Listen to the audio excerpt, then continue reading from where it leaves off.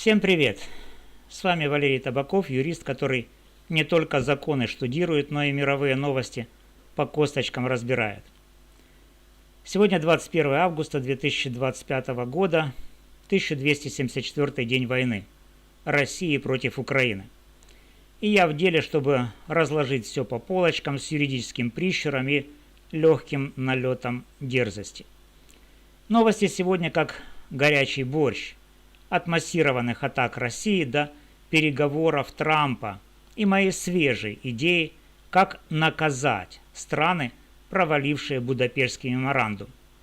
Устраивайтесь поудобнее, будет 20 минут мощного разбора. Погнали!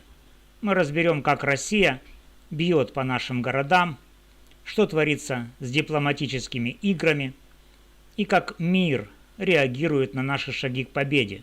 Плюс экономика, крипта и мой юридический лайфхак. А что, если страны-гаранты, которые кинули Украину, сами лишатся ядерного оружия за свои провалы? Готовы? Держитесь. Сегодня Россия устроила одну из крупнейших атак за год. 574 дрона и 40 ракет обрушились на Украину, целясь в западные регионы, где хранится военная помощь от союзников. Зеленский сообщил, что российская крылатая ракета даже попала в американский завод электроники на западе страны.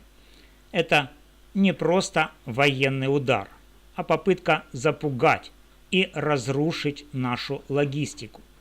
Как юрист скажу прямо, такие атаки – это военное преступление, и по Женевским конвенциям 1949 года и по статье 8 Римского статута Международного уголовного суда. Удары по гражданской инфраструктуре и объектам, связанным с международной помощью, это прямой вызов международному гуманитарному праву. Украина должна фиксировать каждый случай для Гааги, где уже готовят дела против российских военных. Наши держат оборону, и ни один дрон не сломит наш дух. Что думаете? Как нам отвечать?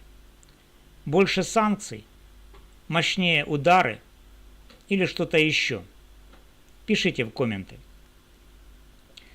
Трамп продолжает играть в миротворца. Но Россия тянет одеяло на себя. Сергей Лавров заявил, что любые гарантии безопасности для Украины без участия Москвы дорога в никуда. Он хочет вернуться к условиям марта 2022 года, где Россия требовала вето на действия других стран. Трамп, похоже, давит на всех, чтобы устроить шоу-переговоры и заработать очки перед выборами. С юридической точки зрения это минное поле. Любые соглашения без участия Украины и без четких механизмов принуждения – это второй Будапештский меморандум. В 1994 нам обещали безопасность за ядерное разоружение, а получили войну. Новые договоренности должны быть подкреплены международным правом через резолюции ООН или автоматические санкции за нарушение. Без этого слова Путина стоят дешевле рубля, а Трампа дешевле его твитов. Европейские лидеры уже сказали, мира без соблюдения международно признанных границ Украины не будет. Как думаете, можно ли доверять Трампу в этих переговорах? Пишите в комменты. Раз уж заговорили о Будапештском меморандуме, вот моя идея. А что, если страны-гаранты, которые кинули Украину, заплатят за свое предательство ядерным разоружением? В 1994 году США, Великобритания и Россия обещали нам ненападение и уважение территориальной целостности в обмен на отказ от ядерного арсенала. Россия напала, а США и Британия не обеспечили обещанной защиты. Это не просто провал, это нарушение международного договора. Как юрист предлагаю ввести в международное право механизм санкций против стран-гарантов за неисполнение таких обязательств. Самая жесткая санкция – ядерное разоружение стран-гарантов, если они не выполняют условия ненападения и уважения границ. Это был бы мощный сигнал: не держишь слова, теряешь свой ядерный щит. Россия лишилась бы ядерки за агрессию, а Запад – за бездействие. Согласно статье 60 Венской конвенции о праве договоров, нарушение соглашения дает право требовать компенсации или разрыва обязательств. Это радикально, но могло бы стать новым стандартом для защиты стран, отказавшихся от ядерного оружия. Представьте мир, где гарантии реально работают, а предательство имеет цену. Реально ли это провернуть? Пишите в комменты. Литва снова доказывает, что она наш надежный союзник. Планирует отправить военных инструкторов, как в свои миссии в Афганистане. Британия тоже в деле. Обсуждаются новые поставки оружия и обучение наших бойцов. Это не просто помощь, а стратегический ход, чтобы усилить ВСУ и показать России, что мы не одни. Но юридически тут нужна кристальная чистота. Статус иностранных военных должен быть прописан в двусторонних соглашениях, чтобы Россия не начала вопить про вмешательство НАТО. Венская конвенция о дипломатических сношениях требует четкого регулирования статуса иностранных сил. Если все сделать по уму, это заткнет рты пропагандистам. Как думаете, хватит ли такой поддержки, чтобы переломить ход войны? Пишите в комменты. Россия продолжает тонуть под санкциями, и давление только нарастает. ЕС ввел 15-й пакет санкций, нацелившись на российский теневой флот, который перевозит нефть в обход ограничений. По данным Reuters, около 50 танкеров, связанных с Россией, попали под запрет на заход в порты ЕС. Это бьет по доходам Кремля, которые идут на войну. Плюс наши удары по российским НПЗ сократили их экспорт нефтепродуктов на 30% за последний год. Россия теряет миллиарды, а внутренние цены на топливо растут. В некоторых регионах бензин уже по 70 рублей за литр. С юридической точки зрения санкции и удары по военной инфраструктуре законны. Статья 51 Устава ООН дает нам право на самооборону, а санкции – это инструмент международного сообщества для наказания агрессора. Как думаете, что еще можно добавить в санкции, чтобы добить экономику РФ? Пишите в комменты. Внутри России все трещит по швам. Инфляция бьет рекорды, 9,5% по официальным данным, но реально ближе к 15%.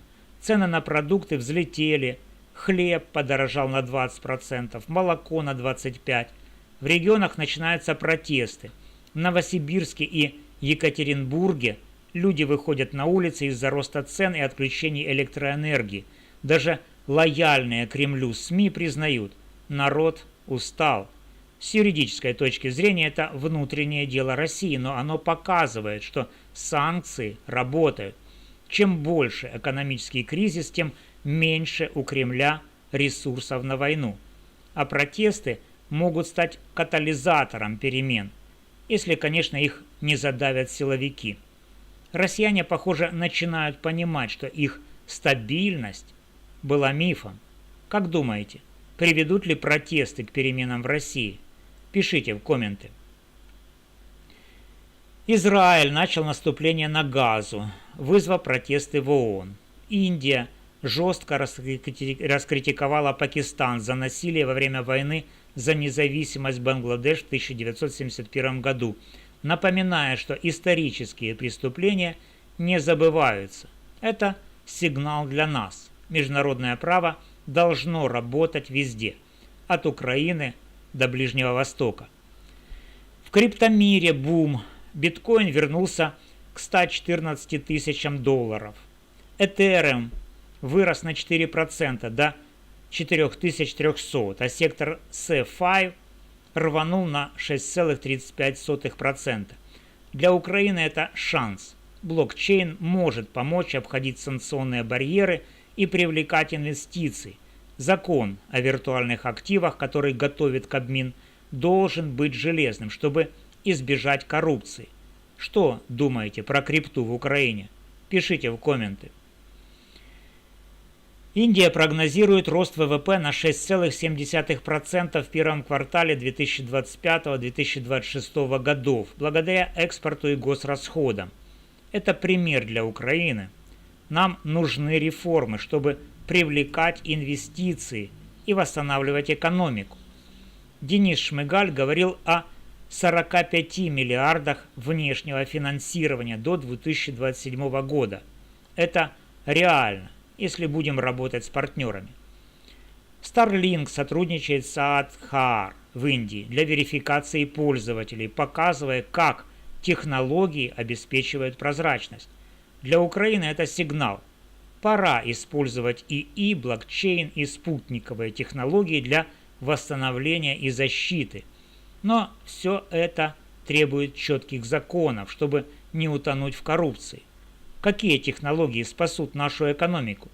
Пишите в комменты. Украина стоит как скала, несмотря на атаки России. Мы бьемся на фронте, в дипломатии, экономике. Моя идея с санкциями в виде ядерного разоружения стран-гарантов – это способ показать, что предательство в международном праве должно иметь цену. Россия тонет в санкциях и протестах, а мы идем к победе. Как юрист говорю, каждый наш шаг должен быть юридически выверенным, чтобы никто не посмел нас кинуть. Россия, готовьтесь платить по счетам, а мы движемся вперед. Есть вопросы для новых разборов? Пишите в комменты, ставьте лайки, подписывайтесь, распространяйте это видео и до встречи в следующих выпусках. С вами был юрист Валерий